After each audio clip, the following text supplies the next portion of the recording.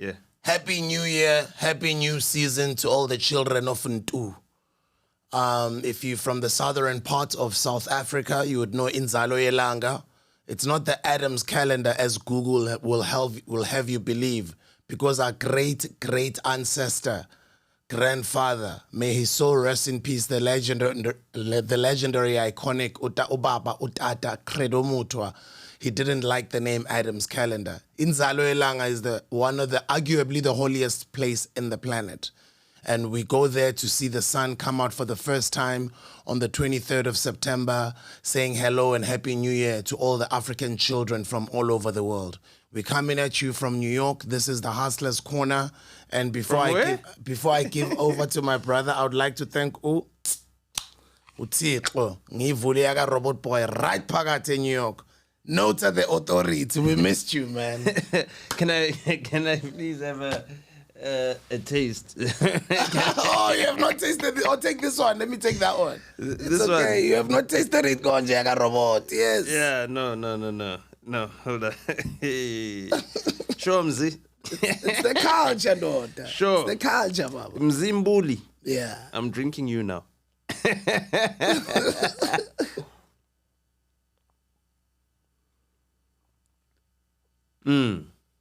Okay. It's got an apple taste. Yeah, no. I want to know if you can pick up the other two fruits. And if you don't, I won't tell you. But I'm glad you can pick up the apple. Apple peach, maybe. Or apple apricot. How are you doing, Nota? I'm trying to get it. You're proud of him, Zina? Yeah, super proud. I've been watching him progress, you know? Yeah.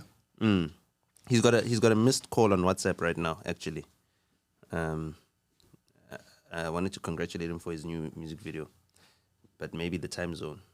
So he must call me back after he sees this. But no, I like his dope new music video. I like the concept of it as well, paying tribute, you know.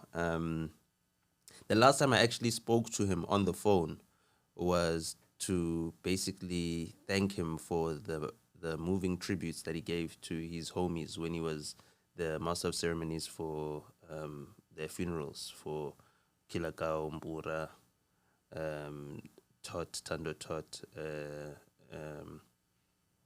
TD, and maybe I'm forgetting a name that was with them as well. But all the guys. So, you know, to see him progress, it's actually nice. Can I have it? It's yours, bro. It's yours. I don't want to share I made a mistake of giving myself that one. Sorry. I was like, Yeah. It's in easy, and But it means a lot. like Nota. New York, land. Yeah.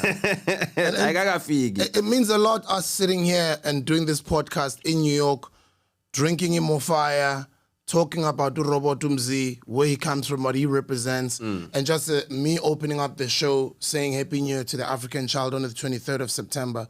It all connects. And if you read the can of Mofa at the back, it says, ignite your mind with countless possibilities. What does that mean to you? Yo, I mean, we discussed coming to New York on many moons ago, maybe 2 years ago, on an episode. And we were talking about the multiple possibilities, you know, that are there, the multiple opportunities that are available all over the world, or maybe even here in this part of the world for us as Africans, us as South Africans, you know. And yeah, there were too many to count. You know, even the things that we didn't think of, we're taking advantage of those opportunities even right now.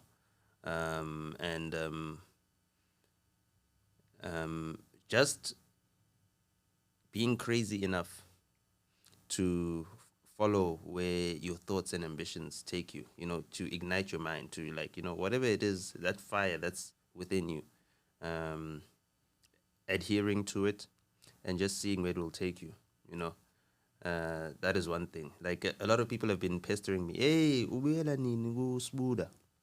When are you coming to the Hustlers Corner? Every time I open up a live, they're like, yo, when are you coming back so you can, I said, guys, if Smoo wants me to do another episode of us, that's gonna be lang in New York. He knows where I am.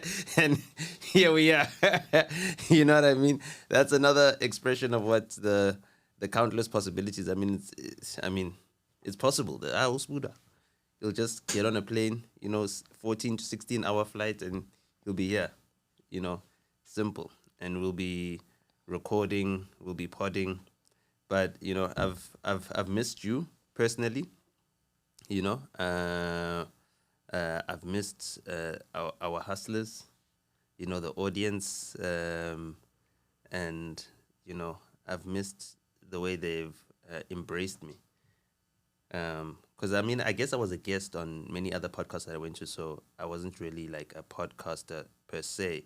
But because of how many episodes we did, I got into the knack of broadcasting. I've even watched some of the episodes that we did earlier in the beginning, and some of the other episodes I've done on other podcasts when I first started as a guest on podcasts. I've watched them to improve myself and to improve how I project myself on the mic, how I speak, and there's a marked improvement.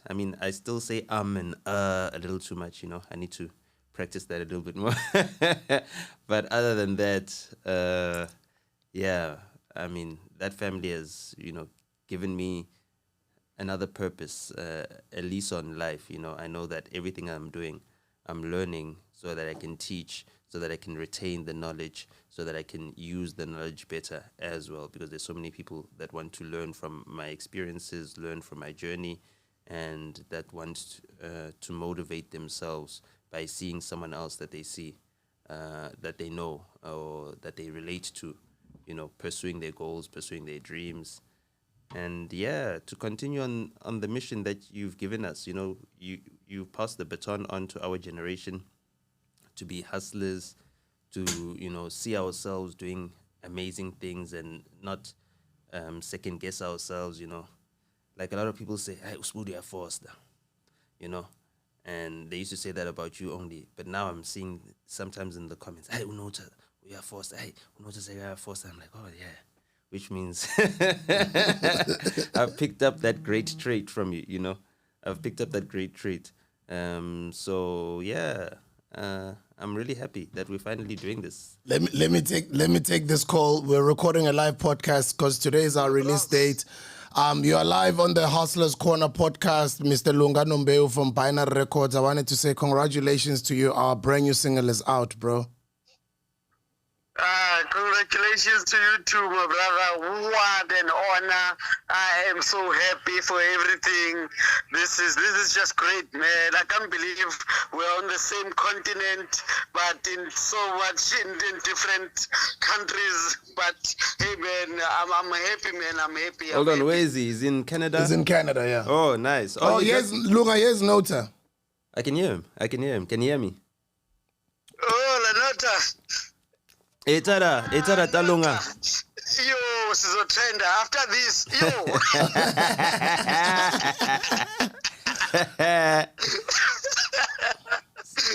Siyatrenda already. I'm good. So now are you also taking advantage of the fact that when you release a song in South Africa, it's up and uploaded between 3 p.m. and 6 p.m. here in North America? Yeah. Yep, that's it. I'm taking advantage, definitely. Yeah, so you're early. It's still Thursday, but you're enjoying Friday's latest releases.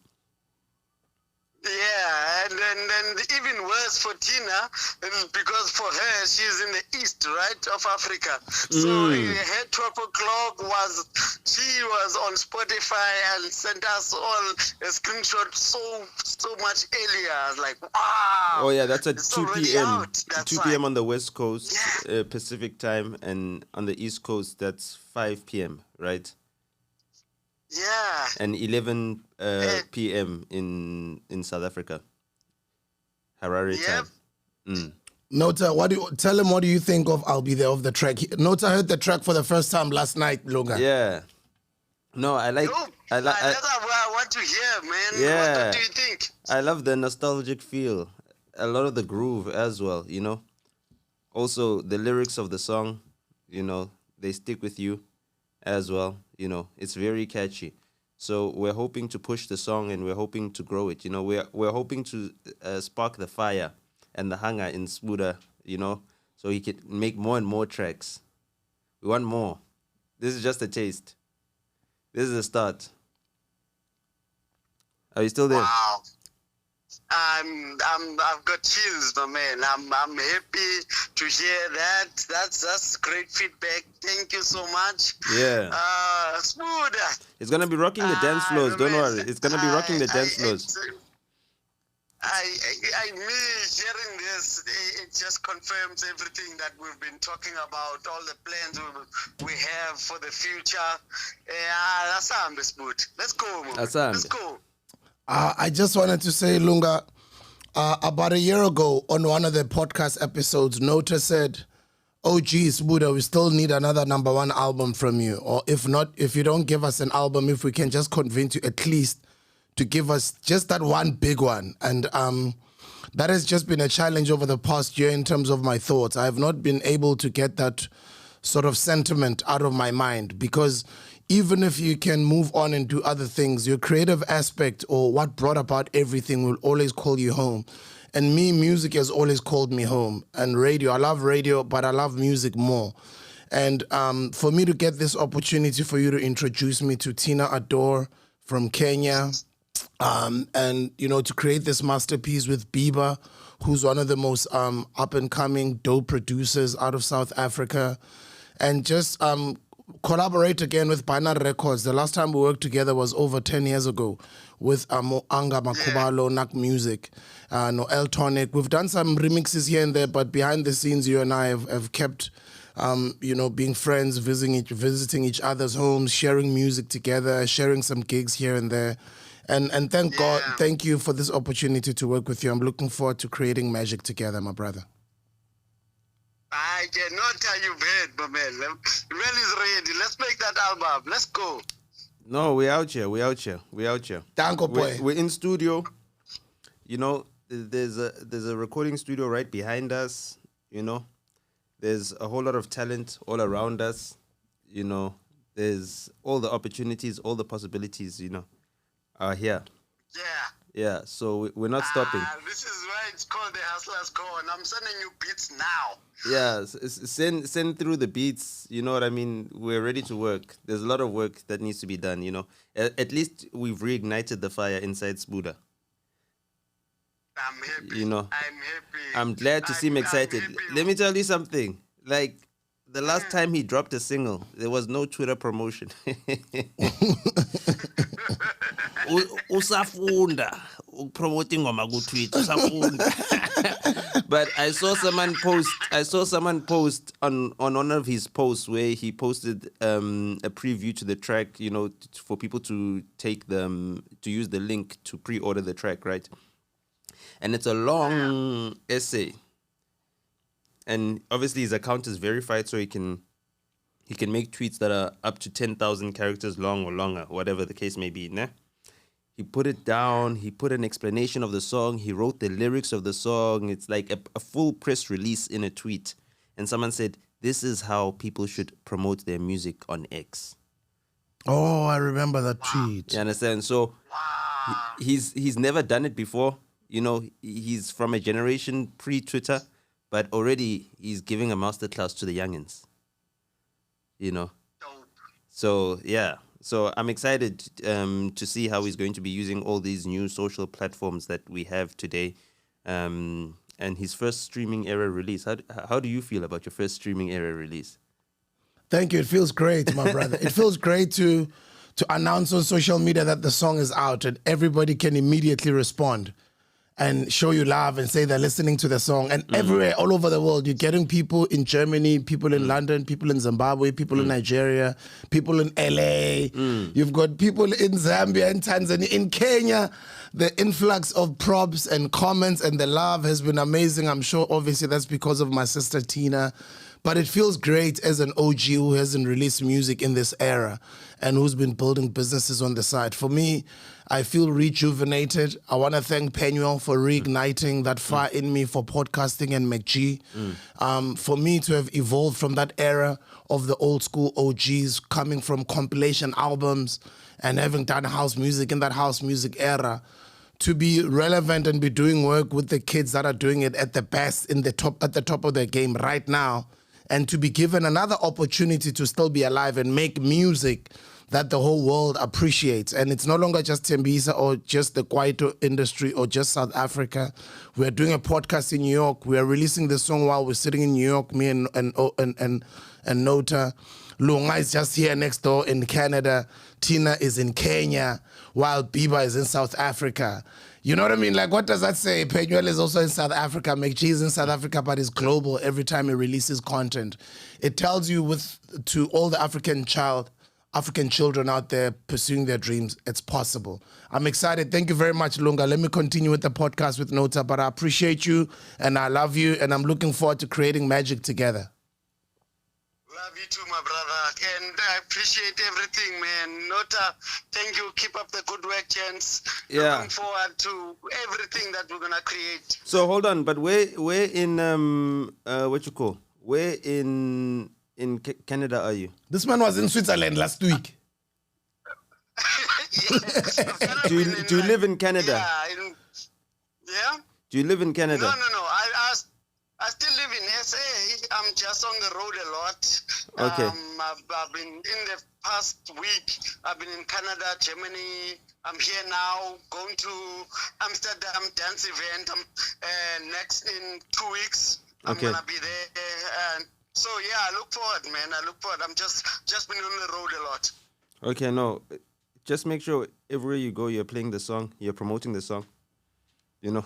Always. They know wherever I go. Representing. Yeah. No problem. Sharp. I can't wait to finally meet you after this. Definitely. Looking forward to meeting you too, man. Okay, sure. All right, gents. Have a good one. Thank you, bro. I love you. God bless. Buddha, congratulations, Buddha. Congratulations. Danko, Nyabong. You see? Danko. There we go. I'm proud of you, Nota. I missed you, man. I'm sure people out there who are watching are excited. They haven't heard from you in a while. Yeah, man. It's been a long learning journey, acclimatizing to life in New York. I've been, traveling around the States. I went to the first thing I did, port of call, I went to Texas.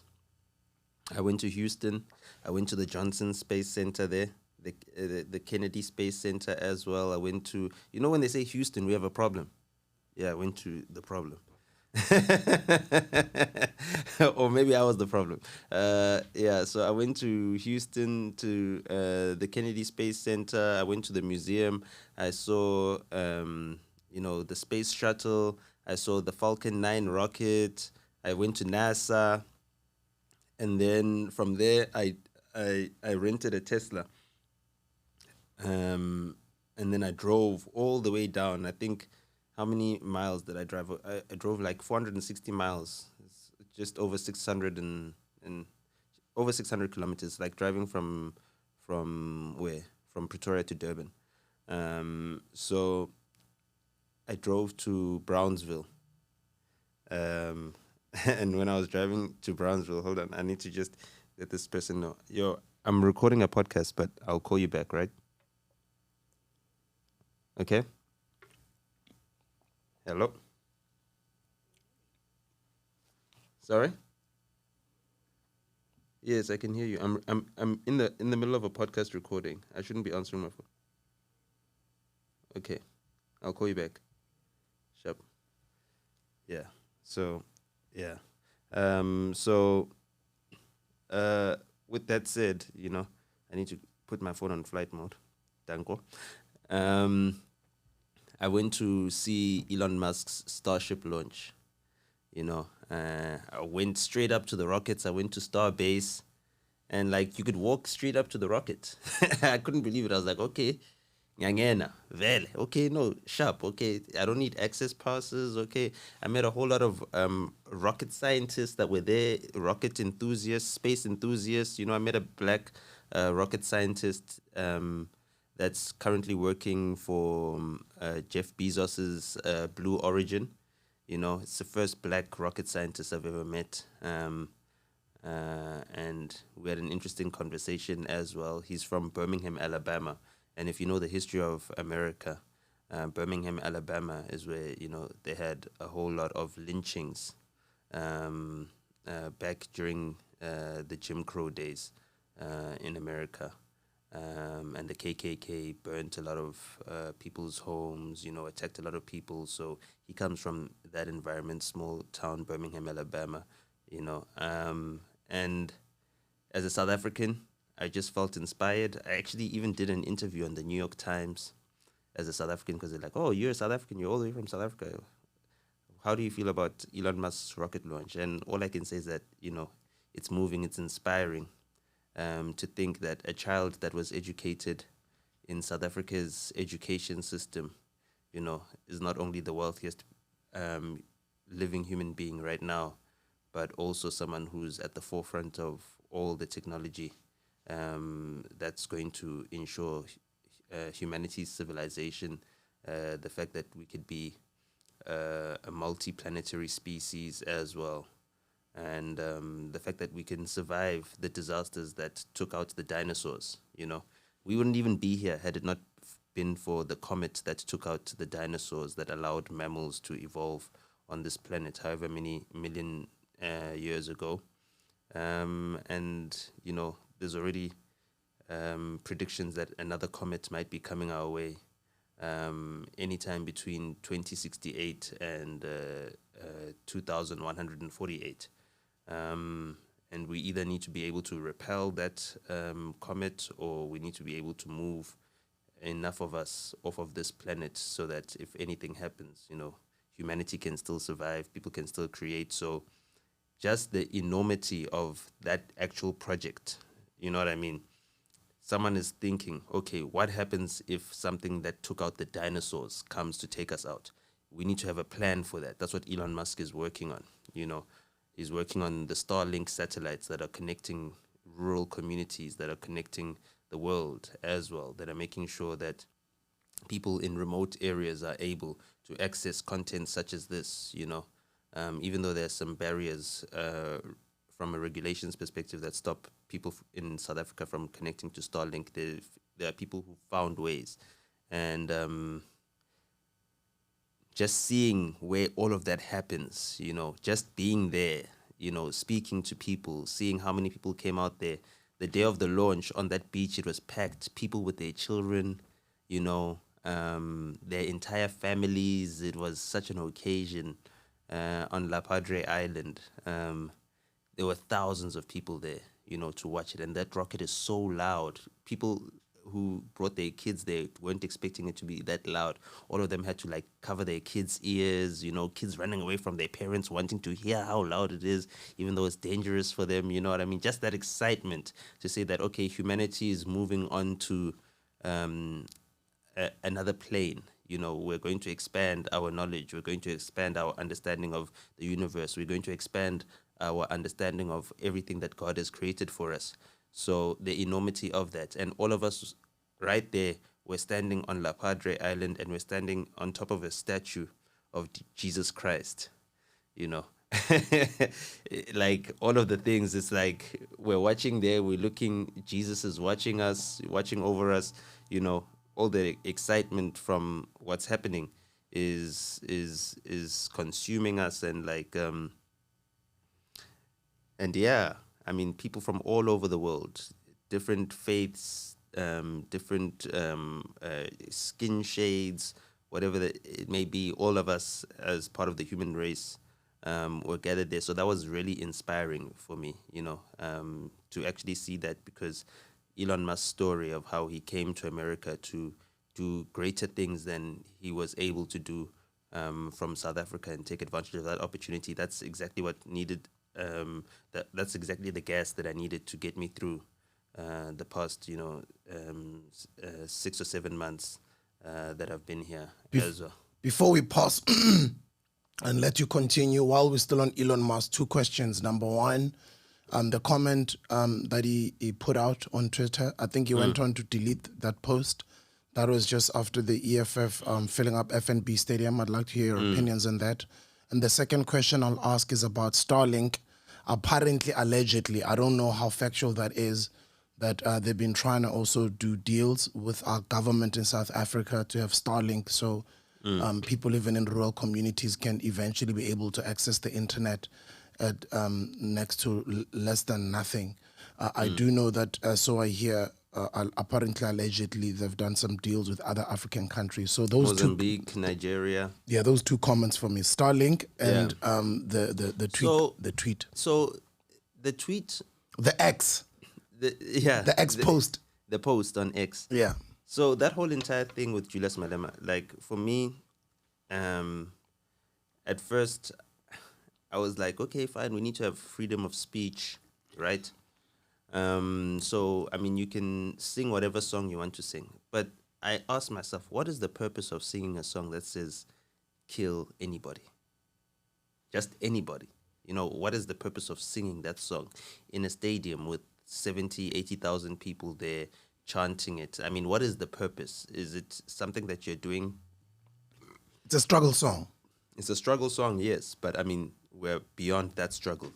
That form of the struggle that necessitated that song to be sung, we're past that stage now. You know, we are now a unified country as South Africans. So there are certain things that it's not the appropriate moment for it. You know, South Africa needs unity more than ever right now. So I just felt like, you know, it's unnecessary to be singing such songs. And then the response to it to say it's a call for genocide as well. Like, is it necessary to just look at someone tweeting something that they don't understand the context thereof and then now fire a tweet at the president and, you know, try to fight it? Again, you know, what necessitates that? So I just found the whole entire episode unnecessary, but having watched it devolve, you know, into what is as devolved as is like, okay, fine, we've debunked the whole entire farm genocide theory. We've debunked the fact that, you know, it's a call to violence and a call to genocide. Everyone knows that it's not a call to genocide. It's just a struggle song. Cool. I don't think that I would be singing that song. Like, I don't need it, and it's not necessary for what I'm trying to get done, which is to bring people together. I think that I've written so many songs, you know? So I think collectively as South Africans, we've got the talent to write better songs, newer songs, songs that unify us, songs that get us behind a common goal to improve the condition of our country. And going back to struggle songs of yesteryear, you know, if we are renewing them and bringing them into this current context, then we need to contextualize them for the audience that is alive today. There are more people that were born after 1994 alive in South Africa than those born before 1994. So I think that if we're being democratic about it and the majority wins, then we shouldn't be having a bias towards reminding post-apartheid born people about apartheid, because they need to be seeing a better vision for their country. And if all they're being shown is the history, which has so much pain in it, you know, they won't be able to see beyond that prism and actually imagine the possibility of a world where we don't have to do what we did to each other in the history in the past. You know, the brutality of what happened during the apartheid period, during colonization, is so bad that no one came out unscathed. You know, in the past couple of weeks, we were watching the funeral of Prince Mangosuthu Buthelezi, and you know, even his legacy was tainted. A great man as he was, you know, the conditions under which we were placed in the struggle meant that even he had to get his hands dirty, you know, and that's something that he didn't even shy away from. You know, he spoke about it, you know, it's recorded in the history. But this freedom that we celebrate today, that the younger generation seems to take for granted, was hard won, and it wasn't easily won. A lot of people lost their lives. A lot of damage was done to a whole lot of people's souls, so that the future generations don't have to go through the same things that the previous generations did. So, for me, I don't think anyone should declare songs hate speech or should say this is banned or this is not banned. But as an individual, I think I aim higher. I'm vibrating on a level where there's certain things that I will withdraw myself from because I find that they're not constructive. Now, when it comes to Starlink, there's a reason why Elon Musk tweeted Cyril. You know what I mean? Cyril, through his businesses, Shanduka, is a very large shareholder in Naspers. Naspers owns MultiChoice. MultiChoice, through ICASA, which is our communications regulator in South Africa, has given a satellite monopoly in South Africa. So no other company can be approved to provide satellite services other than MultiChoice currently, unless they meet certain conditions which are almost impossible to meet. So that's why MultiChoice or DSTV has a satellite monopoly. Now, that satellite monopoly empowers MultiChoice to be a behemoth on the African continent because there's no other satellite company that can compete with them. I mean, they've got even the CAF rights, they've got all the rights for sport, which is the future of live television anyway, because of platforms like this, independent media, the censorship of mainstream media. People are turning away from terrestrial television, from satellite television, and all those platforms anyway. And the only reason why people keep up their subscriptions on any of these other platforms is because they can watch live sports. They can watch, Jake Paul fighting or whatever it is that they want to watch. They can watch the Rugby World Cup, on channel 191 or 192 on DSTV, which is SABC2. They can watch anything other than the news because the news are also based on TV. So that is one thing. If they were to give Starlink the license to now provide wireless services, they'd kill all the cell phone networks at the same time. Because the only advantage that the cell phone networks have is that they've got 5G connectivity, but 5G connectivity is not widespread enough for them to have an advantage that can't be closed. Not enough people are using 5G in South Africa for it to be an essential value-added service that the cell phone network providers can use as a differentiation of service from what Starlink is offering. So, Starlink would be providing that connectivity. And because people are not watching live sports all the time, and there's streaming platforms where you can watch live sports, enabling Starlink to enter into South Africa would kill DSTV. And Cyril Ramaphosa is invested in Naspers. That's his, equity that would lose value. His net worth would significantly be dropped by that. And then you allow Starlink to also drop to compete against MTN on the African continent. We know that through either Sfiso Tabengwa, who was the previous executive at MTN, and Phuthuma, Cyril Ramaphosa also has interest in MTN and was there from the founding as well.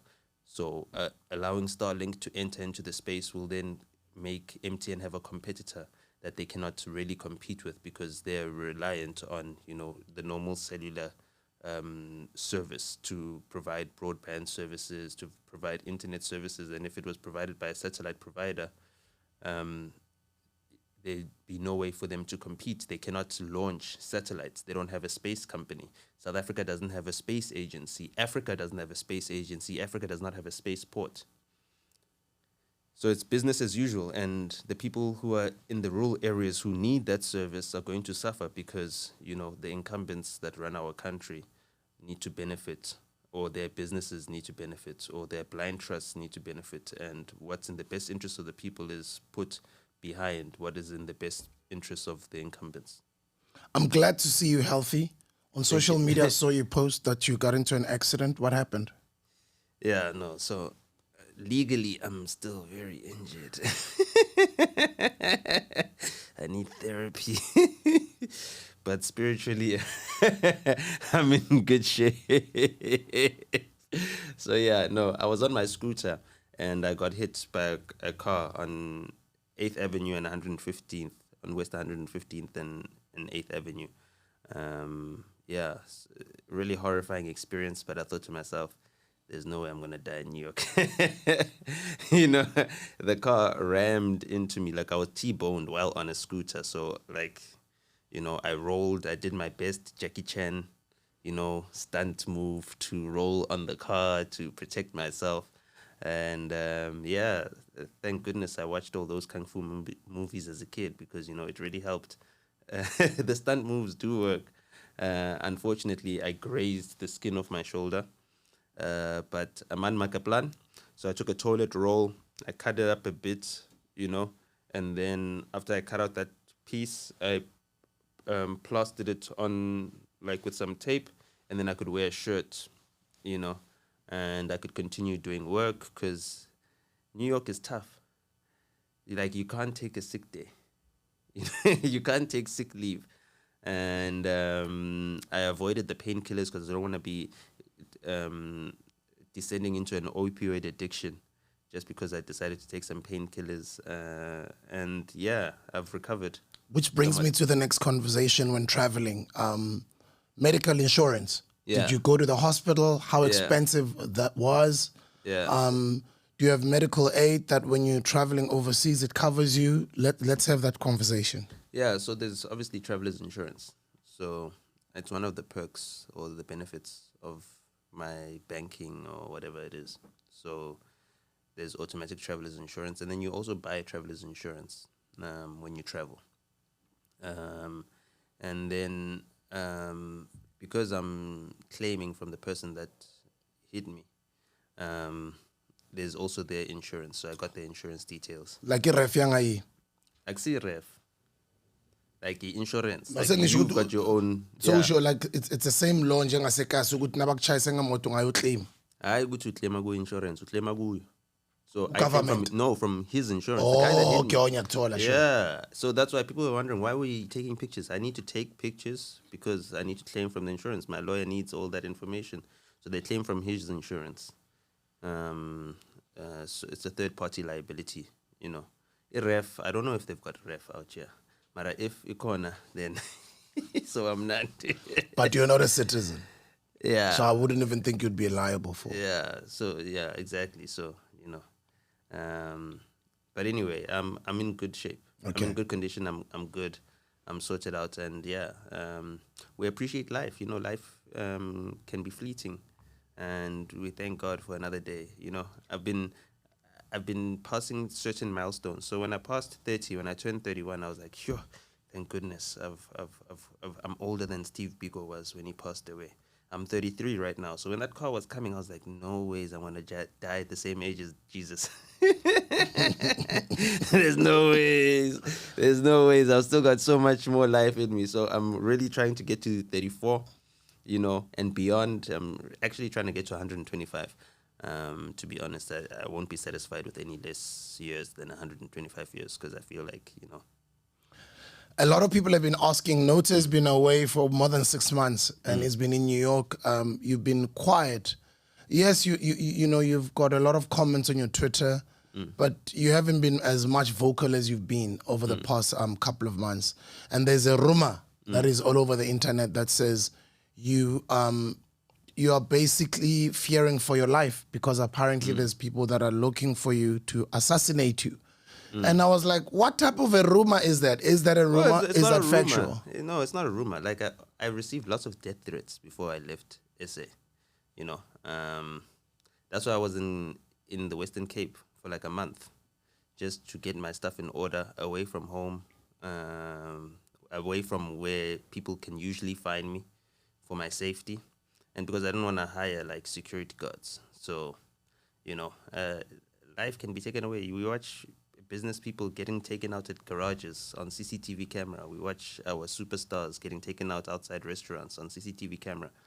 And so fearing for my life is one thing, but I think like just fearing for one's safety is another thing altogether. My dad told me like, yo, you've got a passport, you've got visas, you can go anywhere in the world. Like, I think it would be safer if you went around. So, I took my dad's advice. And my parents have even built a security thing outside our family home as well. I mean, they're busy completing that. So, now when I'm home, we're going to have 24-hour security outside the home, which is a big change. But I'm not the only person who encounters that situation. South Africa is not safe, and there's a lot of people that want to do things to people because they feel threatened in some kind of way. But I mean, now I feel like I've done enough to, be safe and secure and be back home. So that was one of the reasons that prompted me to say, actually, I need to leave now. But me leaving was always part of the plan. We discussed this many times. I said, yo, I'm going to New York. I've got everything set up that side. So it wasn't like I was fleeing or I was escaping. It's just I was following on my plan, and sticking to it. And it took a lot of courage to be here, It's not easy to be here. It's not cheap either. And it's not easy to be far away from one's family, one's friends, one's associates, people that care for you, people that you can depend on, that you can rely on. Your life is practically in the hands of strangers out here, and you hope for the best. But God has blessed me with so many good people around me, surrounding me, as well. So many good friends that have given me a soft landing. And yeah, I've been taking advantage of that and making sure I don't disappoint them, and I return their kindness with an effort to, improve whatever it is that I've been working on. You say you listened to your dad's advice and you acted on it, and here you are. You are. I've just been around you over the past week or so. The amount of network that you already introduced me to just in the past week, the type of people that the doors that you're able to open. I can imagine you being here for 5 years. What are you going to achieve? Anyway, with that being said, you're an asset to the culture back home. So you being here is better than any other person just being here hustling for themselves. We do know what your success here in New York is our success as well. As a nation, As a nation. And I'm glad that as a Hustler's Corner, we are out here right in the belly of the beast in New York. There isn't a very well-known African podcast that is bridging the gap between the two continents. And I really do think there is room and there's space for more. I think you and I are going to play our own role and our own contributions. But going back before we pass this conversation, I would like to know, why would your life be at a threat? Who do you threaten, Nota? Because everybody knows that you're not a criminal, you're not a gangster, you're not a politician. You're just a social commentator. You're a South African. You're an entrepreneur. You're a creative. And you've done well in the music industry. And people love to hate you on social media. But who would, out of their right mind, go out of their way to want to kill you? The people that lead our country. It's not about killing me. It's about striking fear into those that want to expose the truth about the elite. And, they did it to Steve Biko. So, who am I? So that is the one thing. So one needs to, they did it to Chris Hani as well, So one needs to understand that I don't take threats on my life lightly. But I also appreciate the fact that, it means that I've been making a positive impact. Like, I'm illuminating a lot of things for a lot of people. And that's part of the work. Would you say it's one specific thing that you said, or would you say it's your entire narrative as one of the growing voices on the internet and basically one of the loudest voices in South African internet? Well, I'd say it's because I know certain things about about our country, and yeah, people that know that much about what's happening in the country, they don't easily get fooled by the narratives that are being purveyed out there. They see through the propaganda. And because I've grown a following and people trust me to take them through the propaganda and show them the light, I've also influenced a lot of people to be vocal. And they don't like that. They don't like to see Tsietsi Mashinini leading marching students down the streets of Orlando. So they'll do whatever it is to discourage anyone from following suit, even if it means shooting live rounds at teenagers. They don't like a black consciousness movement being spread through the student bodies in South African universities before our unification. So if it wasn't enough for Hector Peterson's lifeless body to be carried through the streets of Orlando and that to be shown around the world, they'll take the life of Steve Biko in detention, a year later.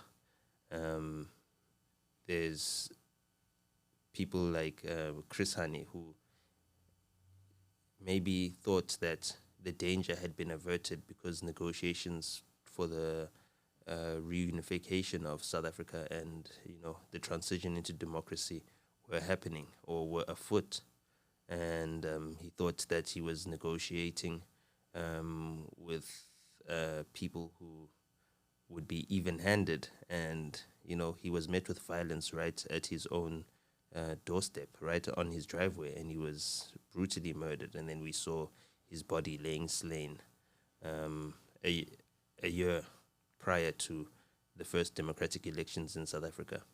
There's so much that can happen to the people that inspire people to look beyond what they're being shown and to actually search for truth and not for answers, because a lot of people seek answers for their questions, but they don't seek truth. And that's the thing. If you're satisfied with answers, any lie will do. And if you want the truth, then no lie can fool you. So that is something that sticks on my mind. But I mean, it doesn't make me fearful or make me scared, because also I know that I was trained and raised to understand where danger is and how to avoid danger, how to move. It's very funny. Like, I was just walking around through a lot of United Nations things, just casually, no tag, nothing. Like, they can see that, okay, this guy, surely he belongs here. I didn't RSVP any of that stuff. So, I just know how to move. I was telling some people here the other day about how I jumped the fence at Gallagher Estate and got into the Drake concert when he was performing at the first concert, and I jumped the fence through the office park that's next door to Gallagher Estate. When I jumped the fence and got into the loading zone at the back, the security guard comes out. When the security guard comes out, yelling at Scaife, one guy in that's when I used to smoke cigarettes. You know what I mean? And then I walked in with the security guard into the concert. No tag, no ticket, nothing. I don't know how I thought about that. It just came to my mind, automatically, like I'm a hustler, So I know how to move, I know how to maneuver, I know how to ensure my safety, and I know that there's a lot of people that are depending on my safety. So I'm very careful. And that's why I've got no fear as well, I'm a believer. I'm a faithful person. So I know that God has got my best interest at heart, and he knows how to speak to me, to guide me, to say, okay, right now you need to be here. Right now you need to be here. And another thing is that, I needed something to ensure that, you cannot be here. You're in danger here because you're not where you're supposed to be. I had a principal in high school, Mr. Frazen, and he used to always shout through the corridors at school, are you where you are supposed to be? And when he used to say that, I used to think to myself, I shouldn't even be at school. Because this is not where I'm supposed to be. Like if I'm actually honest, you know what I mean? But he was saying, are you in your class? Are you at the period that you're supposed to? Why are you running through the corridors? It's not break, you know what I mean? And yeah, I was at home and I was like, am I where I'm supposed to be? No, I'm not where I'm supposed to be. Okay, cool. Let me get out of here. So even that internal feeling of like, I'm not living up to the potential that I have just by trying to rinse and repeat within that same environment that I've conquered. I've conquered that environment, and I need to conquer other environments. And I've been given the opportunity to learn in such a way that if I put myself in a jar, I will stop learning and I will whittle away. And that's also, I was in danger of being self-destructive. As we're moving on, this is the last question on this topic. Did it have anything to do with some of the comments that were made during the passing of our late brother, AKA? Yeah, well, I mean, like, I started getting death threats after that, yes. But it had nothing to do with the comments. It had to do with the signs I was being shown, the way they took him out. I thought to myself, it could happen to me. That was the first thing I said. When we made that recording, I was like, oh, one of the few phone calls I made, I was like, if they can take him out like that, then I said that. If they can take him out like that, then who am I? They can take me out like that. You know what I mean? So I can't just think I'm safe. I'm in comfort. And I mean, he himself was a very vocal person. He inspired other people to be vocal. So, us, the vocal ones, we need to ensure our safety. We cannot be careless. That's how they took out Chris Hani. He had one moment of carelessness, and that was the end of his life. And imagine how he could have reshaped South Africa right now. A whole lot of what we're seeing right now, with leaders that are more obsessed with the latest Mercedes-Benzes than making sure that they watch where they spend our money. That's what he was speaking about. That's what he was speaking to. We don't know on which side of the corruption line he would have fallen, whether he'd have been someone who's fighting against corruption or benefiting from it right now. But we'll never know because he was taken out too soon. And he was taken out after making the comments about leaders being bribed and our country being bought and our country being compromised. And, South Africa is a vassal state of the United States of America. So the apartheid government came into power in 1948. And it's 2023 now. So if you go to a lot of the libraries here, some of the classified documents about the communication that happened between the apartheid government and the CIA from the inception of South Africa as a republic, in 1948, and the apartheid republic from the National Party, which is post-World War II, those are being declassified because there's documents that automatically get declassified after 75 years.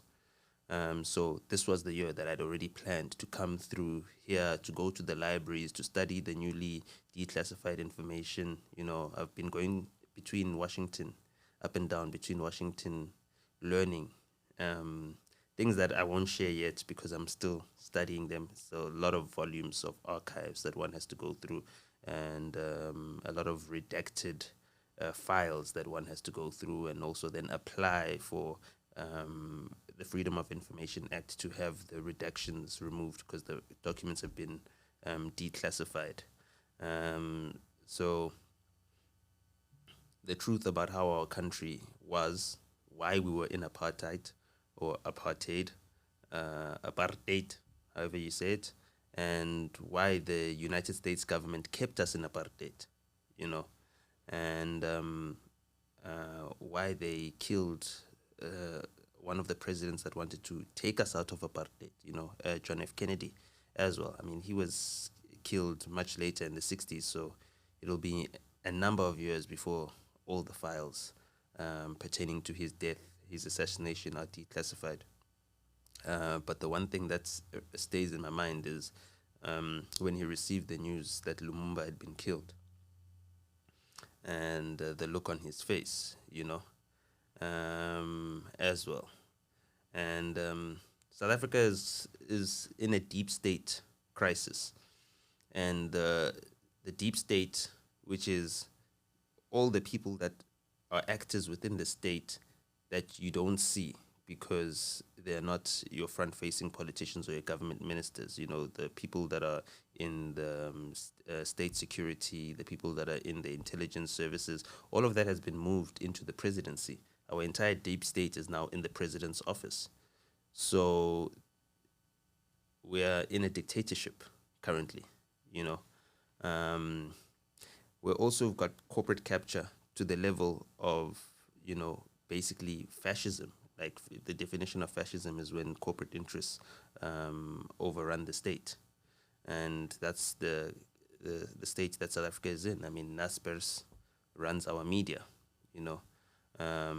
They're able to suppress certain information. They're able to attack people, like Paul Mashatile, the deputy president, is constantly being attacked by Media 24,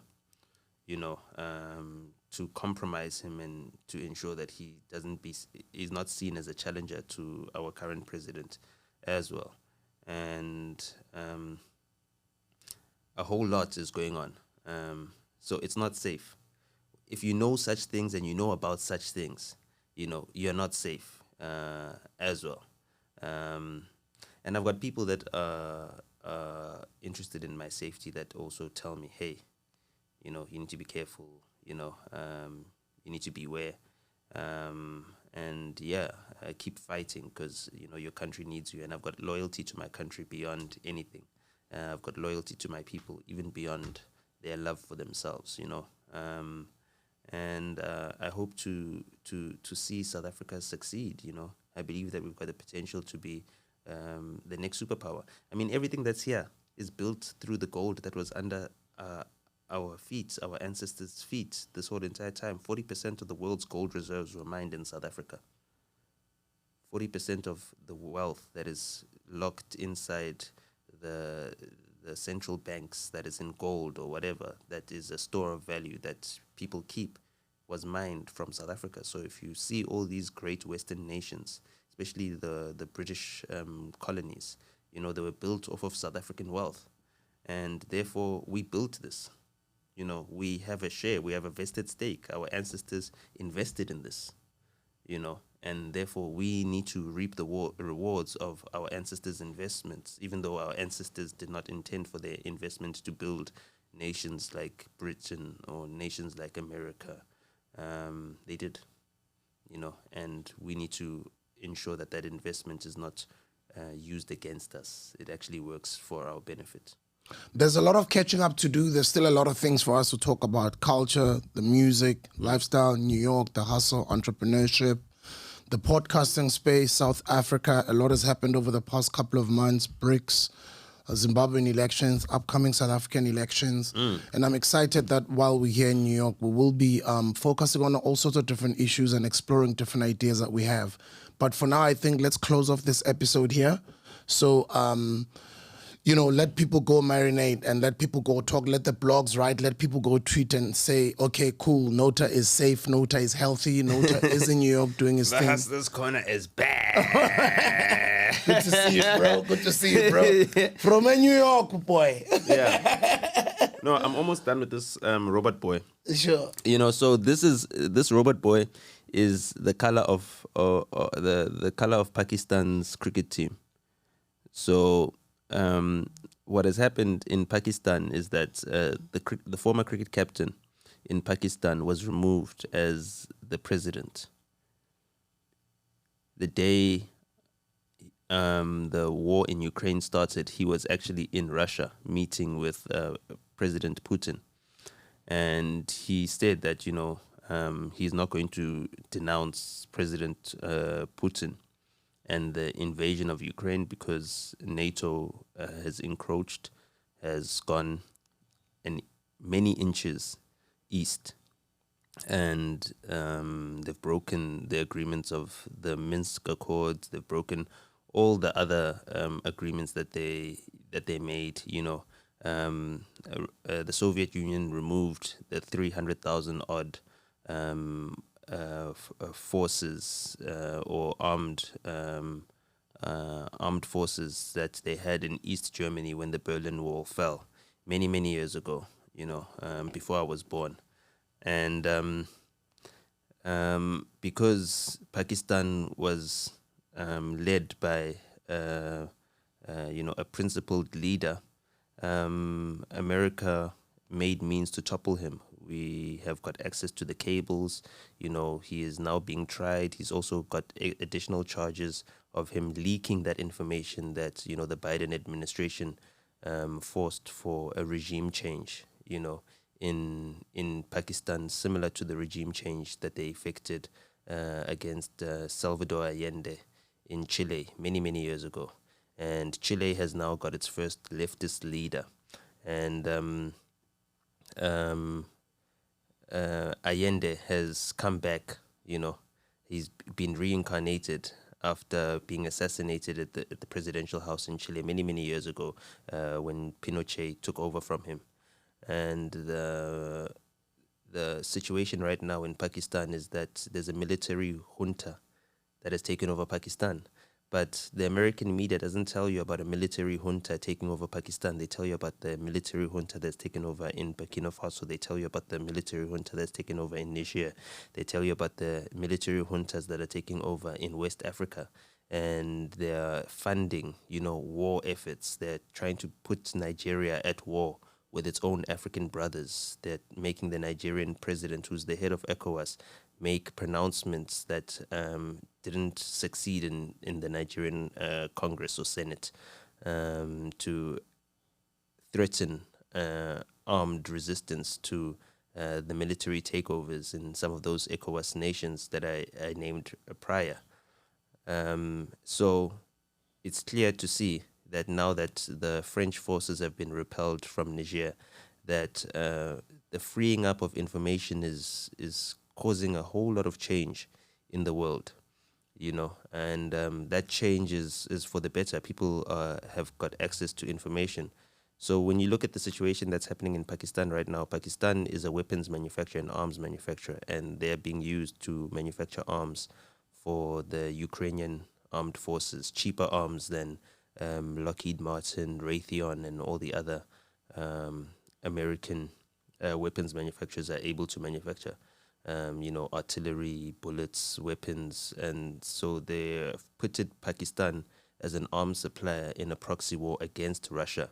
And that is why they had to get rid of Imran Khan. And that is why Imran Khan is now facing so many legal challenges that might prevent him from running in the election that is supposed to happen next year, where he's trying to be re-elected as president. And even as popular as he is right now, those legal challenges prevent him from being able to put himself on the candidates list. In Niger, the situation is that, ECOWAS has now laid a decree to say, okay, you guys have got a year in which to have democratic elections, and whether or not they adhere to that, Africans from all over Africa are tired of the West dictating to us. We are tired of being dictated to by the West, and we are a generation that is more informed than ever before. We use TikTok, we spread information, and we enlighten one another. And the youth is currently in an enlightenment moment. It's like the youth of the 60s and 70s, who were against the wars in Vietnam and all over the world. And right now, you're seeing that we're against the war in Ukraine. We don't care who's the aggressor. We don't care who caused this. We don't care whether it was NATO or, it was Russia. But we care about the lives that are being lost, and we want an end to this geopolitics that makes people's lives disposable. We spoke about this on the last episode that we did, where we spoke about the cash in transit heists in South Africa and how the people that drive those vans, their lives are seen as disposable. And we cannot have that. We need a return to Ubuntu. We need a return of humanity. We need to see humanity. The first thing that I'd like to see change, especially in the environment that we currently find ourselves in here in New York, is that when you go into the underground, into the subway, you need to be one phone call away from medical assistance, especially from a mental health perspective.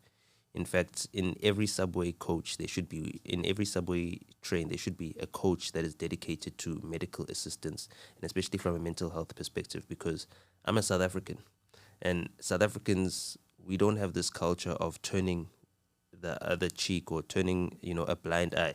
If we see someone going through distress, we help them, we assist them.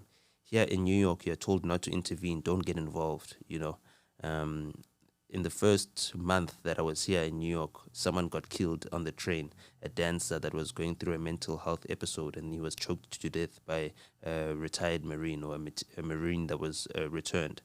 We had Harry Belafonte. Harry Belafonte gave a platform to Mama Africa, the woman that freed South Africa.